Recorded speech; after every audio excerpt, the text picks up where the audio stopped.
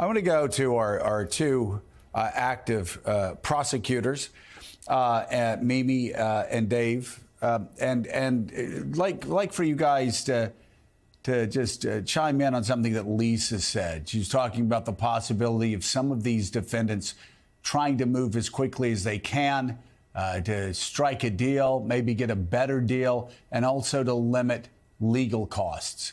I talked about the emotional burden that it has to be. There has to be a tremendous emotional burden to even have one count against you in federal or state court. But Dave Aronberg, you work in this area every day. Talk about just the tremendous cost that criminal defendants, especially white-collar criminal defendants, have to, the checks they have to write to lawyers. And you look at somebody like Cheeseborough, you look at somebody like Jenna Ellis, you look at some of the minor players, even on the county level that tried to get involved in the fake elector scheme. How do, like, for instance, Kathleen Latham, Scott Hall, Misty Hampton, these people that we really haven't heard of, how do they afford their legal bills? And if they don't afford their legal bills, is that one reason we might see them moving quickly, as Lisa suggested, to try to get this case behind them? Joe, I think it was part of Bonnie Wills' strategy in indicting 19 people, that some of them would flip and she wouldn't have to go to trial against all 19. Look, RICO cases are very expensive to defend, and they're trying to crowdsource the money, raising the money online, and some of them are doing so. But they're all charged with RICO, all 19, no matter how big or small their involvement in this scheme. So it is a daunting task for them, very intimidating, and I do expect a bunch of them to flip. To go back to what you were saying about Jim Jordan, Mimi and I are active prosecutors, Joe, and Jim Jordan, it is rich that he is sending out, demands for information and subpoenas to prosecutors when he didn't comply with his own subpoena from the January 6th committee. And he needs to learn a little thing about federalism and separation of powers, that he's trying to get involved in a executive branch investigation, a prosecution, when he has nothing to do with it. And that's one of the things that's great about this job we have as prosecutors, Joe, is that Jim Jordan is not our boss. And this is exactly what you said. It's performance art. It's a gesture. And when he says, hey, I want to find out if you coordinated with Jack Smith. Oh, really? We're state prosecutors.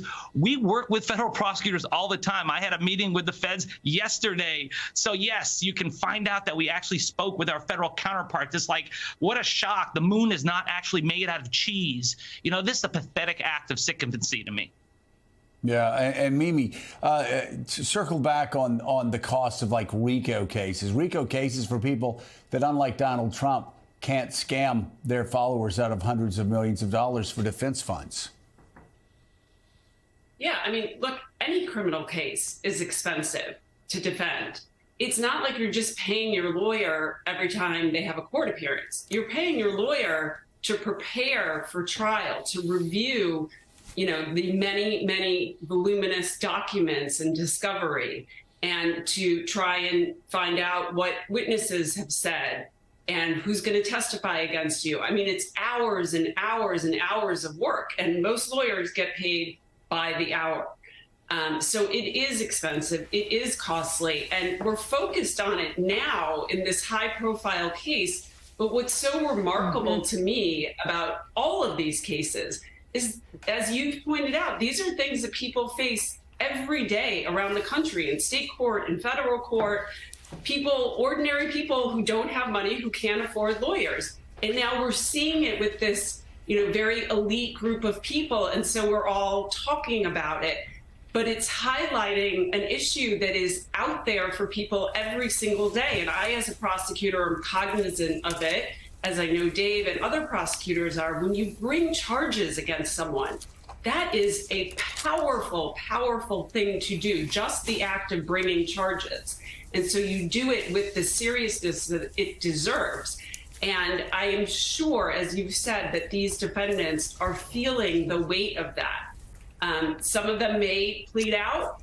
People do plead out sometimes because they want to get out from under the costs and the burden of a trial. But some of them will go to trial.